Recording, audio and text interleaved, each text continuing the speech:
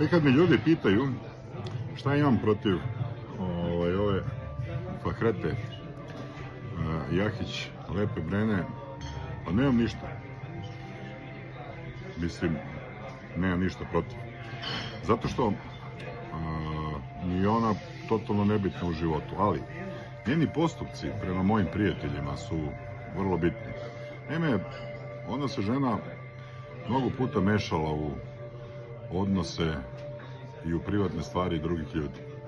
Tako recimo nameštala Miroslavu Iliću nešto što apsolutno ne postoji. Pa je nameštala Aci Lukasu razvod braka. Pa se bavila stvarima kao i ova srpska maćeha, nedozvoljenim stvarima, sasvim slučajno su to i moji štićenici. I onda kad me pitate zašto treba da otkrivamo stvari o njima, pa zato što su one toliko pokvarene osobe da o njima trebaju da se znaju stvari.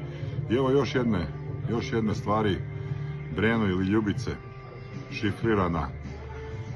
Onda kad si pobegla od Popovića i završila kod Brege u Sarajevu, sjećaš li se da su ti bacali i da su ti donosili na udicu od štapa sendvič? Ili si to zaboravila? Pa ćemo dalje neki drugi put.